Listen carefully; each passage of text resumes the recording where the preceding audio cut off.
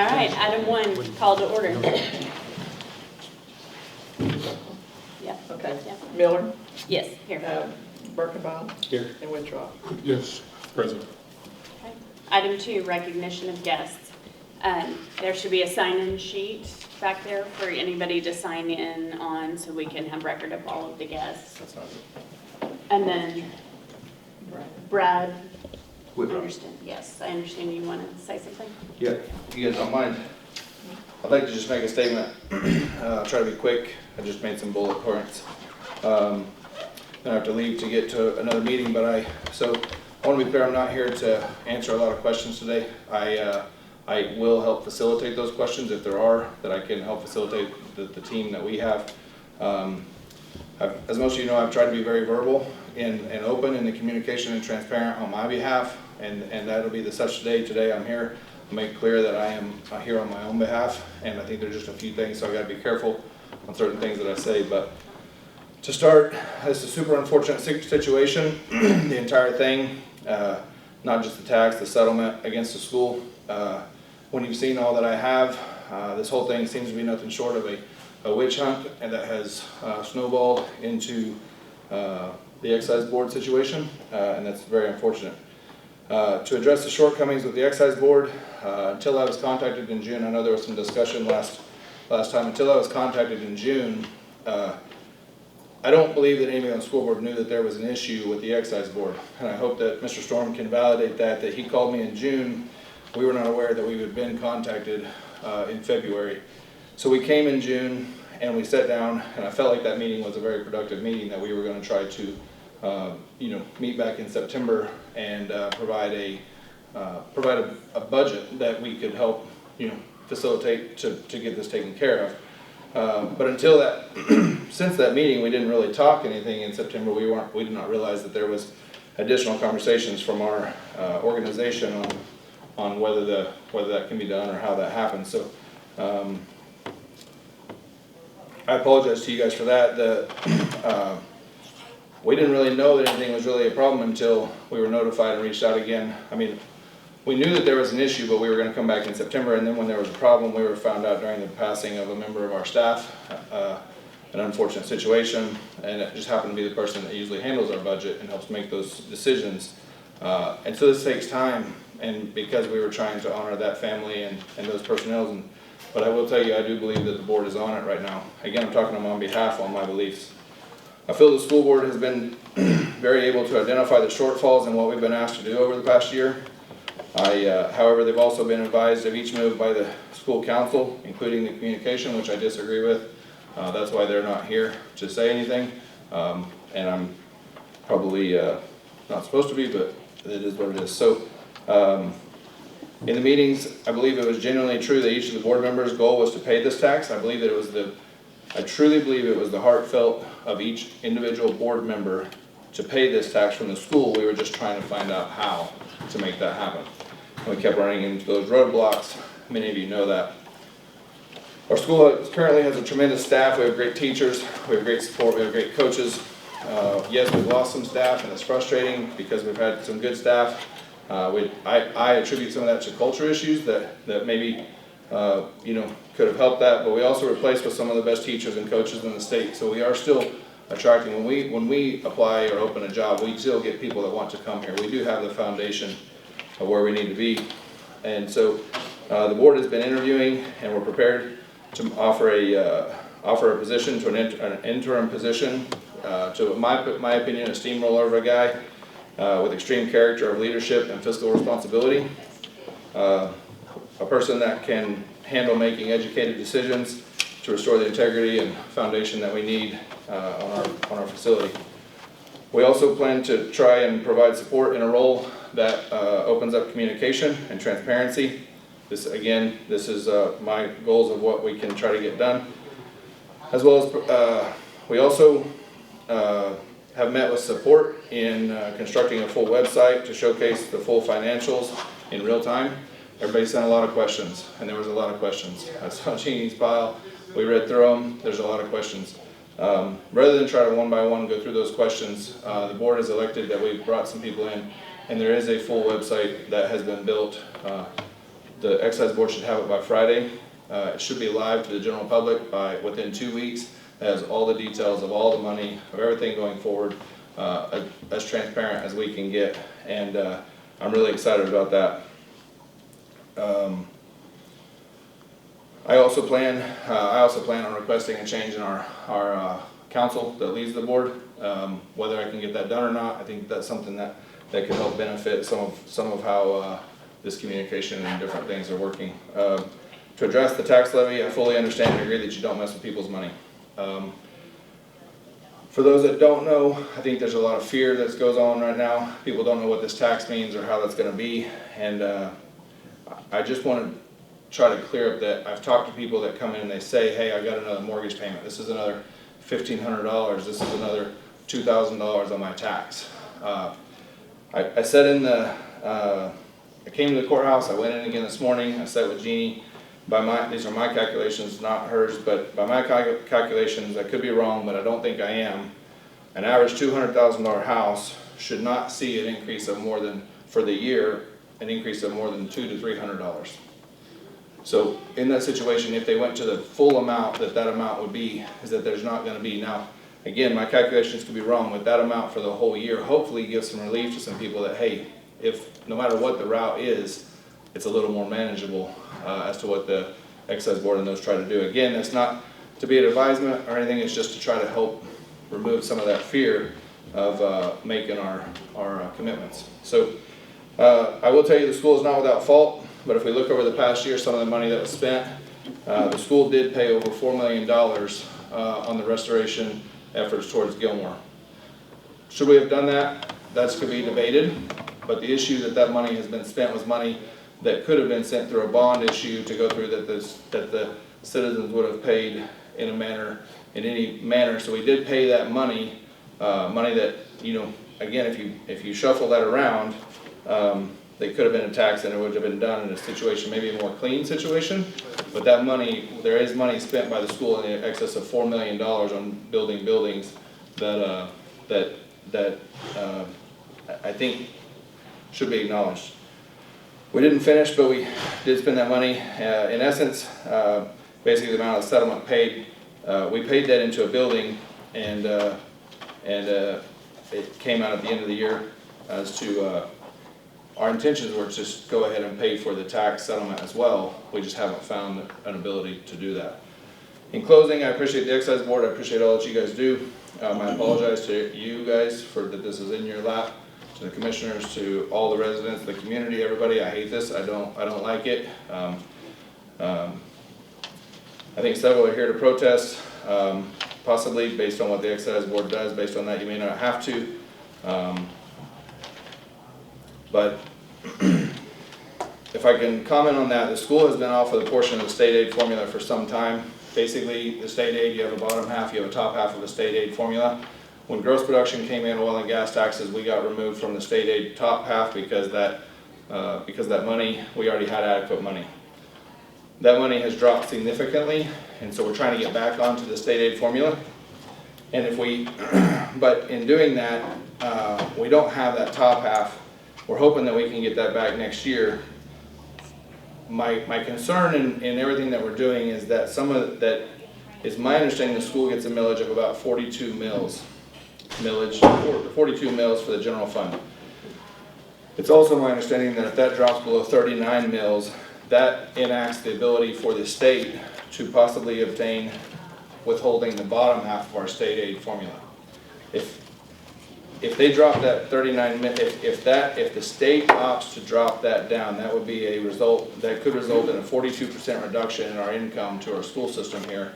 Not anything that the excise board is trying to do, not anything that anybody, but it is a situation that would make it super hard to have school and bus the kids home at the end of the day. I hope that you guys will see that culture is on its way back. I do believe that the board has the ability and the goals to make this work. I understand that not all the board has favor, and not everybody sees what goes on in the meetings when we go into executive session.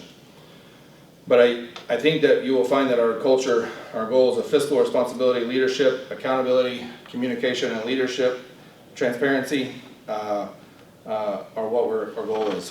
A culture that returns the quality of education to the kids as it should be. I understand a lot of people are upset right now.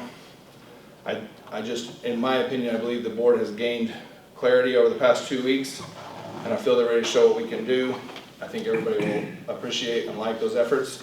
Again, I apologize for those things. I appreciate all of you guys and what you try to do, and the support, John, the communications that we've had, and to everyone else. I do have to leave the hands of some other issues, but I appreciate you guys' time. Thank you. Thank you.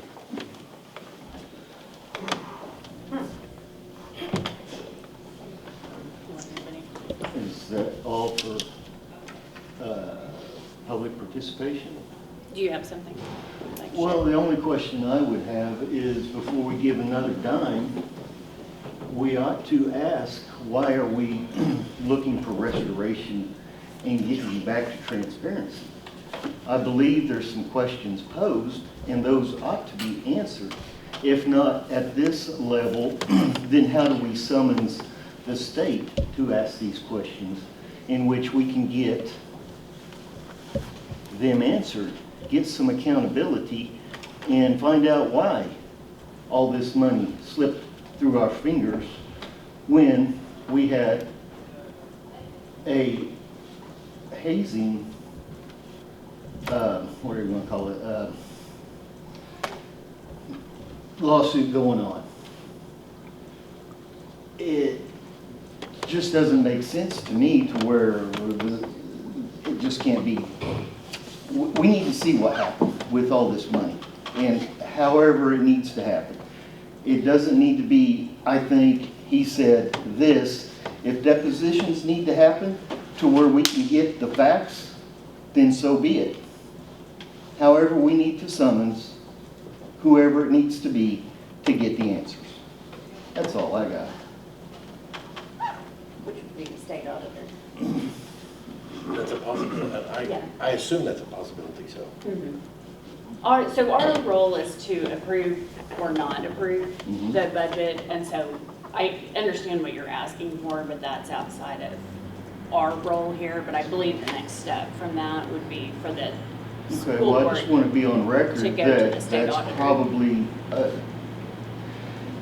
it's really, in my opinion, a great thing for this community to heal and move past. So let's get some answers, rip it off, let's just get the facts out and move on.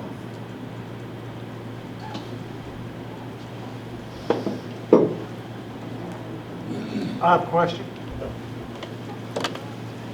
Jerry Copeland.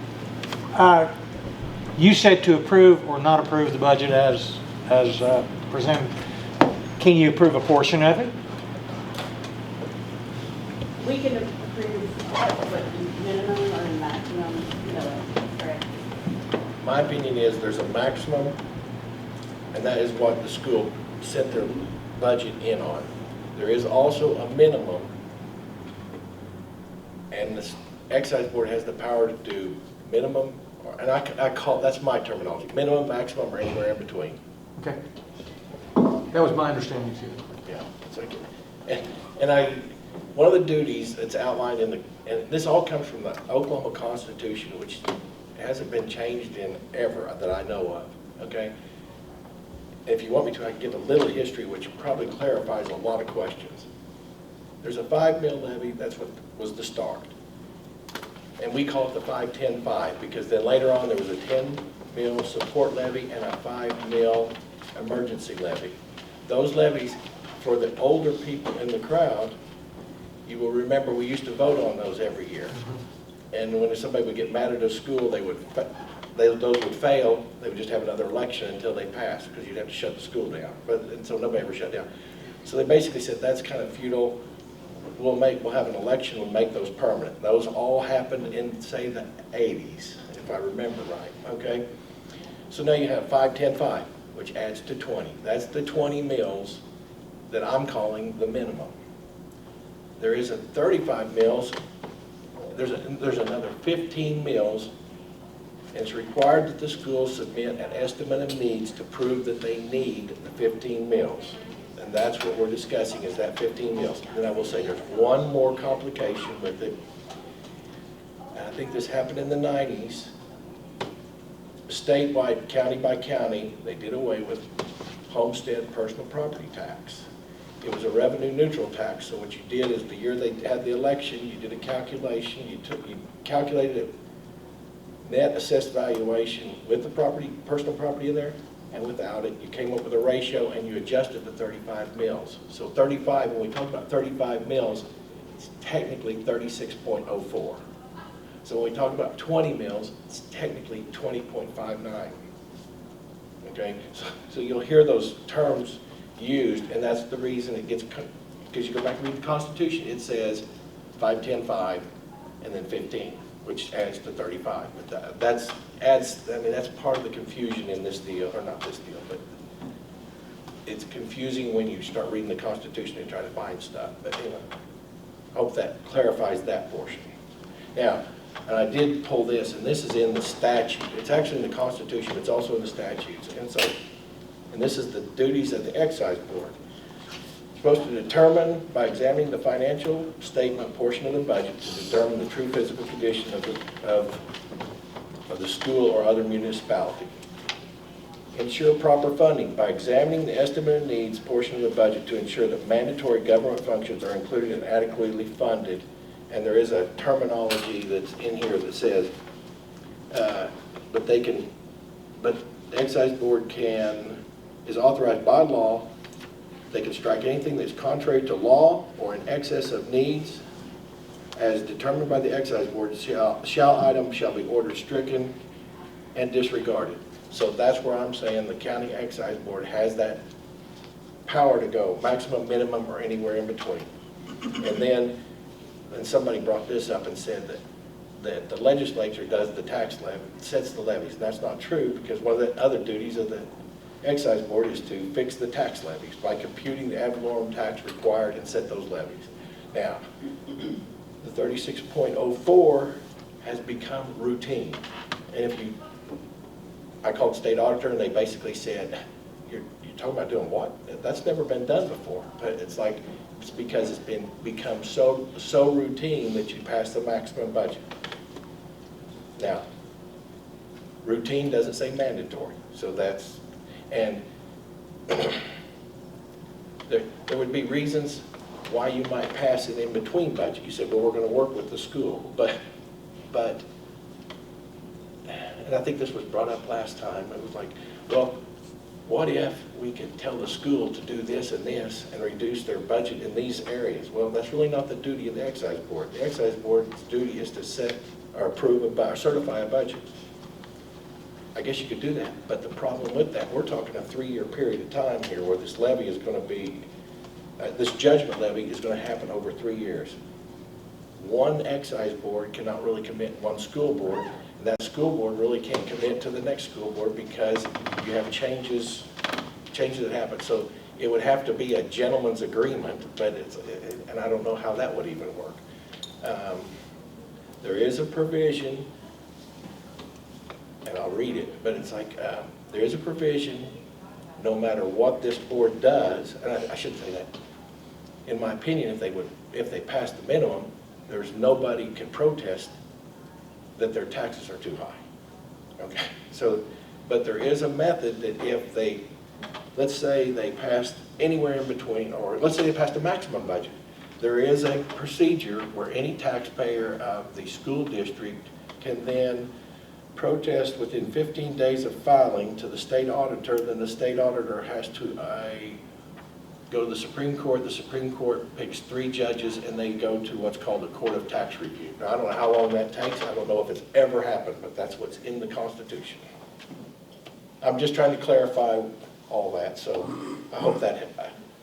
And my role here is just, I advise the Excise Board sometimes, and you say, I've been doing this for 40 years, and I was taught by Al Post how to do it, and so you add 40 more years to that, and it's like, somebody said it's really complex. It shouldn't be that complex, and I'm like, well, it's held up to the test of time. This thing was in the Constitution of Oklahoma, and it's worked, and it continues to work, and there's a procedure for protests, and so you can say it doesn't work. I think it works. So, Thank you. John, I have a question. okay.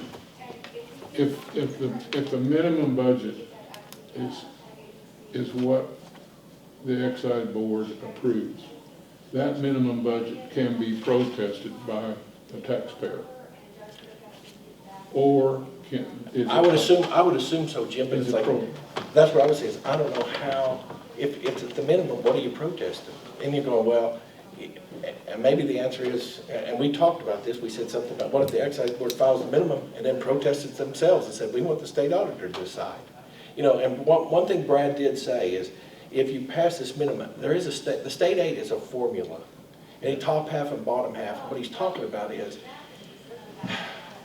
some schools get more money. I should, used to be Cashion, but let's use Red Rock, or we could use Dover. Dover gets more money than they ever have because of a gas cracker plant that's out on east of Dover. Anyway, they become, we used to call them hold harmless. They're getting more revenue from other sources, so they go off the state aid formula. And they don't go totally off the state aid formula, but like Brad was saying, they go off half of it. I have no idea what this would impact their state aid. But I also would say, but that's not the responsibility of the excise board. And you know, then there was some discussion about, well, maybe we could help them figure out where they should cut. And that's not the responsibility of the excise board. And you know, the transparency deal is, we did send them a list of questions and got nothing back. And I like the fact that Brad was here, but Brad is one vote. So, But to your question, Jim, I think because the minimum, because that 20 mils has already been voted permanent, that even if you protest, if you approve the minimum budget goes into effect, the taxpayer goes and protests, they're going to say, well, it's already, that 20 is locked in. You can't go below 20. I think so. You're not protesting. There's no room to protest. Versus if the mill is 36 mils and the minimum's 20, then you have room to. That's the only room you can protest, from 36 down to 20. yeah, the only protest I could see would be the school could protest and say, you're hurting our state aid. Okay, you answered my question. The Kingfisher Public Schools could protest Technically, our budget. technically it says a taxpayer of the district, but it's like, so I don't know, but surely there's a board member that pays taxes. I mean, Right. Because they have to live in the district. yeah. Because they would protest because they would say that we do not have adequate funds to run this school system, to properly educate the young people going through this school system. Yes, and I would also say, and if their minimum, I mean, and this is my estimation, if the minimum gets passed, I don't see any way that Kingfisher can cut their budget without a RIF. Is that why? It's called a RIF, a reduction in force. You can't fire somebody because he's under contract, but you can do a RIF. And what a RIF is, a RIF, called a reduction in force. Basically, you can do it, if you don't have the money to do it, you can do a reduction in force. But you can't say, I want to fire Jim Wittrock. You have to say, I want to reduce employees, all of them in, I want to reduce all my math employees. I mean, you can do that, and you can eliminate the math program. But you have to almost do it by department. Positions, not They people. used to do it by seniority, but I'm not sure that's legal anymore. Oh, and one other thing I didn't say, a mill, for those of you who don't know what a mill is, we keep talking about mills. A mill is 1/10 of a penny. Okay. I don't know how to say it any other different, but a mill is 1/10 of a penny, but it's an old term because nobody splits a penny anymore. But Gas stations do. So, yeah, gas stations do. So therefore, if the school did protest the minimum budget, then my request for a fact-finding result should come into play and say, what did you spend this money on? Did you do any workarounds on getting this done? Why did you not come to a bond issue? You know, everything should be looked at and find out how they spent the money in the past before you give them another dime. or at least since July 2021.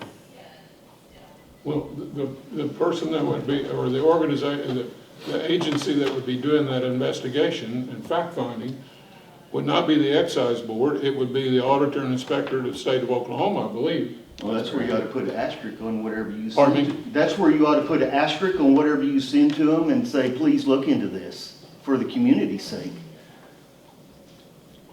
I'd rather you guys do it than some media outpost in Oklahoma City stir up the pot.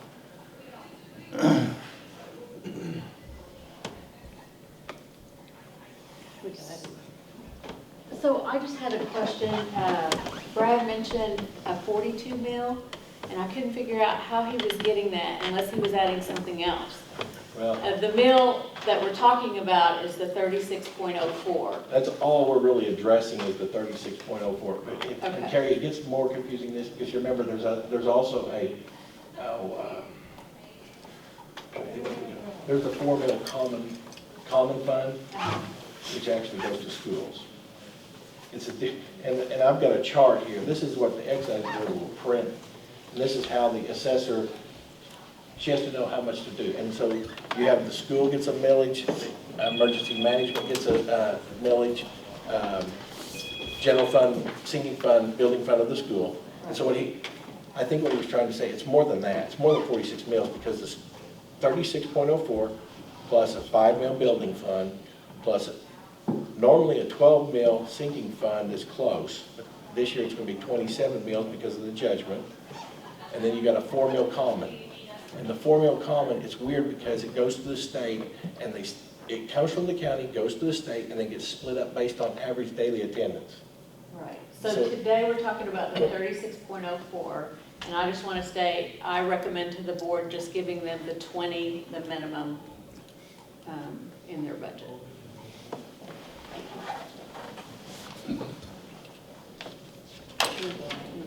Second that.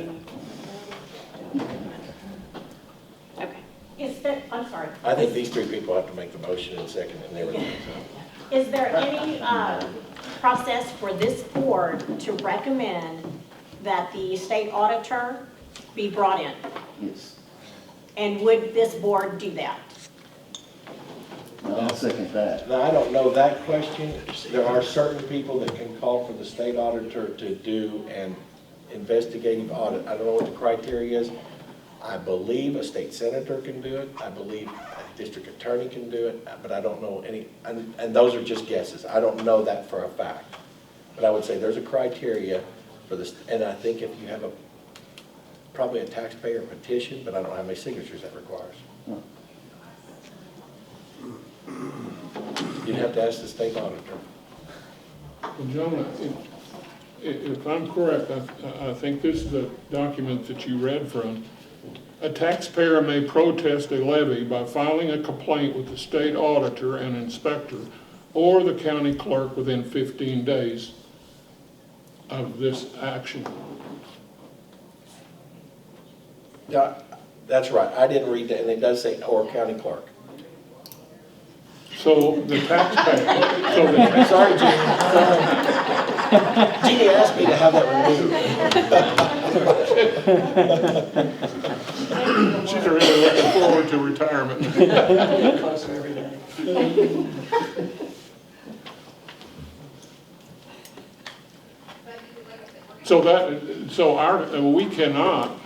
We cannot request the state and auditor and examiner, auditor and inspector to do any review. A taxpayer, you can't, sir. That'll be perfect.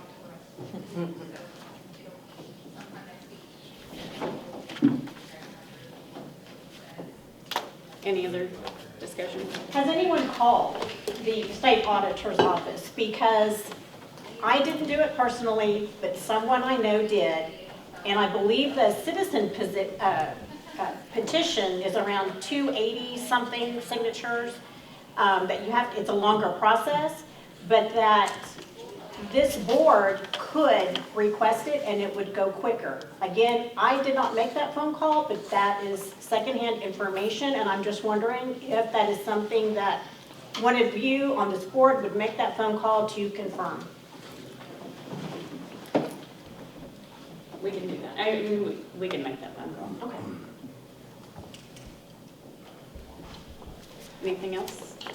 I believe last time you spoke in the meeting last Wednesday, you referred to, it's not a grimace question. You referred to waiting for them to publish their budget so you could see what they actually spent the money on before you return to judgment. Has that happened? Well, and I would, okay, two things. I think at the last meeting, we had their budget. What we were talking about was the fact that it gets published in the newspaper, and we didn't feel that we should take the protests, all the protests, because not everybody had had a chance to read the paper. Correct. To protest that. Correct. That's what I was talking about. Now, there was a list of questions that was sent to the school. A lot of the questions were of the type, you know, I'll make them generic. I mean, the biggest question was, the lawsuit happened in July of '21. Where have you spent money since then? Correct. And, I mean, that's basic. I'd say the majority of that was, wouldn't you, Jeannie? Most of those questions were that. I mean, there were some that were a little more. Was there a discovery on that? I mean, what did you find out? We got no answer. Oh. So, you know. I mean, I'm not against a school having adequate funds to educate people. However, why can't we just take a millage that's appropriate and subtract whatever we need to, that we believe the school should have paid on this lawsuit? And that was the solution that we offered. That's close to the solution we offered and said, hey, why don't you guys lower your estimate of needs, your list of needs? Yes. Just lower them by the exact amount that's going to cause a tax levy. Okay, and then there was you got, Darcy Yeck was asked to ask the Attorney General, but the question they ask is, can we transfer money from one fund to the other? And the answer to that is no, and it's always been no, and Dover only told them that in January, that they couldn't do that.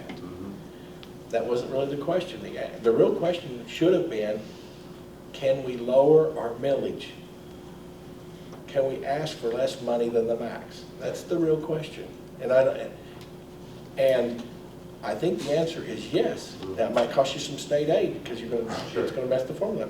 Can you ask for less? I'm almost positive you can ask for less. I think that's the simplest solution to me. And one, about the questions you asked the school board, those are from the public, correct? So, therefore, can you publish the public questions that the school board refused to answer back to the public?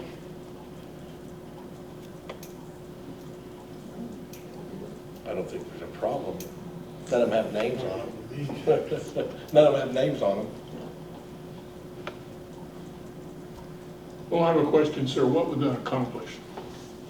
I mean, we're trying to solve this issue. And if there's differences in the community, we're all entitled to different opinions. If we've gone to the point where there's hatred in the community, then we need to minimize that. And what we need to do is, I think everybody in here, or I have been convinced that what has happened in our community is our school system continued to operate as they always have, providing a good education with numerous educational opportunities and extracurricular activities. And we ran a good school system. We had adequate funding. We had gross production taxes, ad valorem taxes, because we live in a pretty good part of the country. And all of that was going on until the date that this lawsuit was filed. And that was the way we ran. What happened on the day that that lawsuit was filed was, it appears to me, that the administrator, or the administration and the school board took that document that they received from the serving agent and put it in a desk drawer. And they said, oh, by the way, we'll call our legal counsel and advise them that we received this. They made no changes in spending.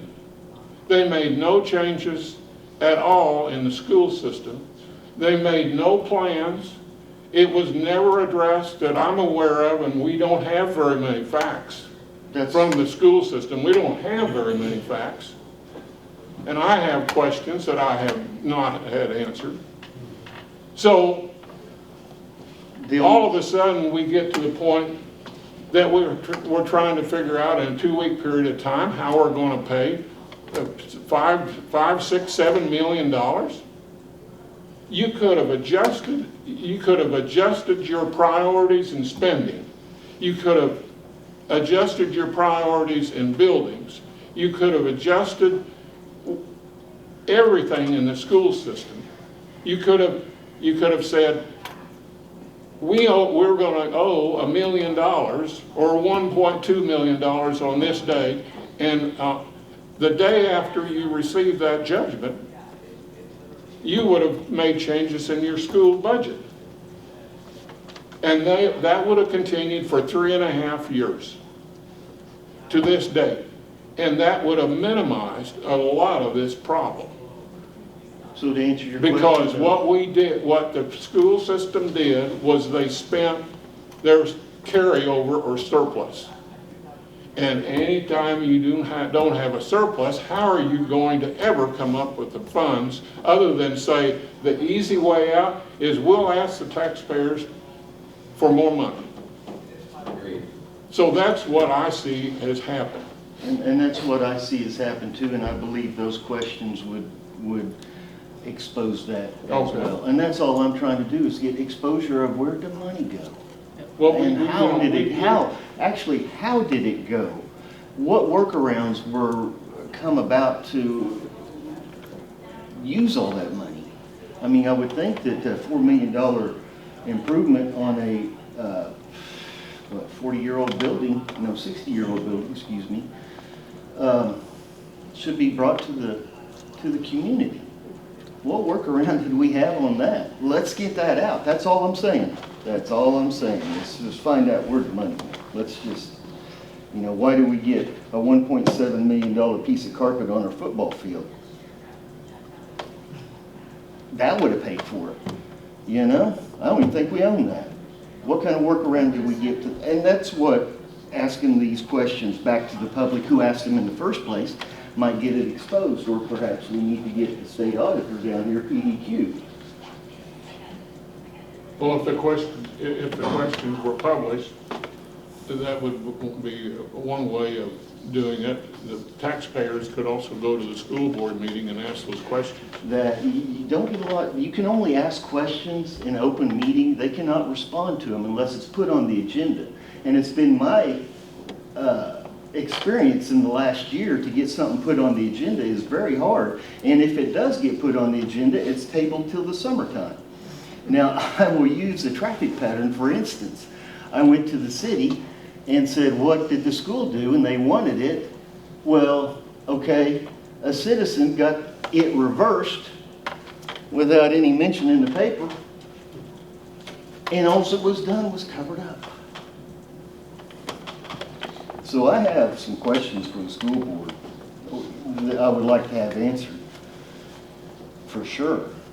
But I don't really want them coming together and coming up with the best answer to give me, because I've been down that road over the last year. Well, That's where. thank you for your opinion, and Absolutely. And I think it's a sincere request and not one that will build additional fear or hatred or anything like that in the community. No, I just want to come to a resolve for this community. Let's move forward, and Thank you. that's it. Thank you for your guys' time. Thank you for the. You had your hand up in the back. You You pretty well answered my questions, so we're good. Thank you. I'm just gonna say, I haven't been on this board a long time, I'm still learning a lot. And I can sit here and I can see that on our action agenda is approve or disapprove Kingfisher Public Schools. And I know Mr. Wittrock stood over here and talked about some numbers, and I'm going to say kind of the same thing I did last week, that he mentioned it only being $200 or $300. That's not the issue here. It's not the amount, it's not the finances. It's just a responsible party taking the accountability and doing what's right. And in my mind, my thought to that is I'm not going to approve a budget until it goes back to them and they come back with a way of how they're going to be responsible for the debt that they showed the negligence and how it happened. All right. It should not be a taxpayer's deal.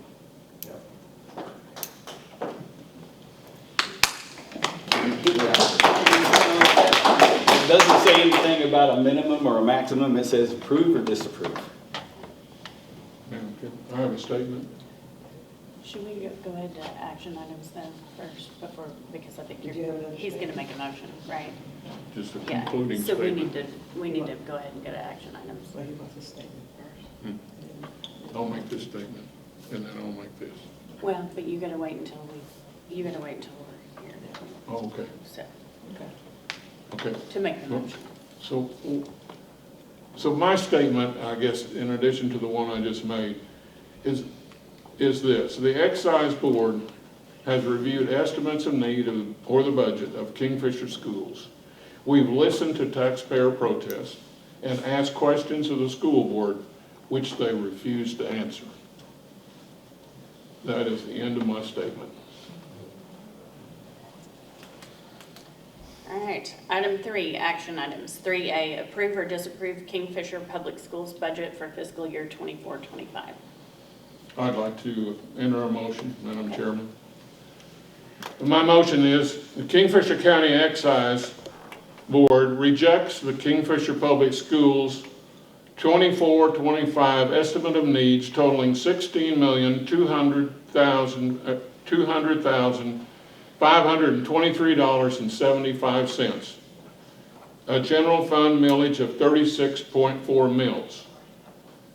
A revised estimate of need totaling $14,203,959.12.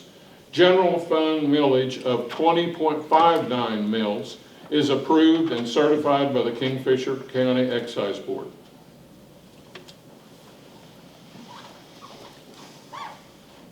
Second. Okay. Miller? Yes. Wittrock? Yes. Berkenbile? Yes.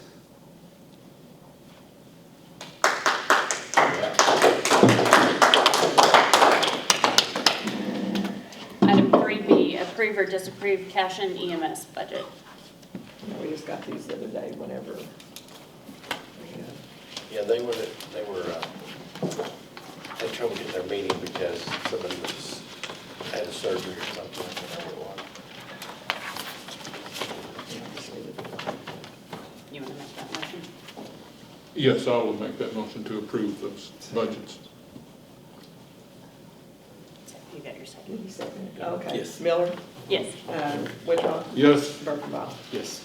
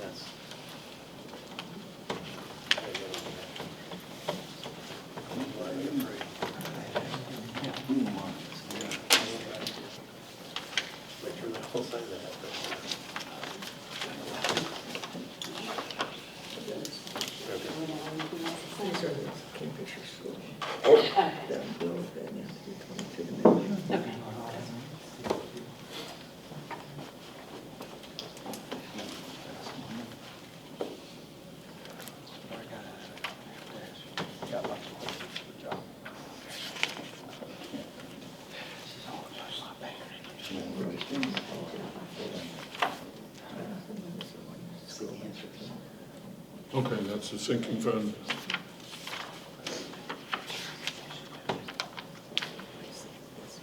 Well, the school board would become a liar. Okay? I guess I should have mentioned that in my last school board meeting. The superintendent applied to the school board. But I'm sure it's on video somewhere. Kids say,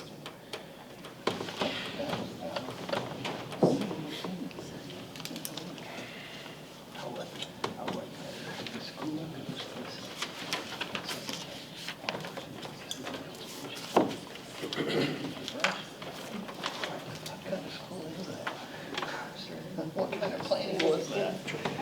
Item 4, adjournment. I make that motion to adjourn. Can we get back to work? And I'll second that motion. Get back there. Miller, Yes. Wittrock, Yes. Berkenbile. Yes, ma'am. Again, thank you all for everything. Thank you. Appreciate you listening.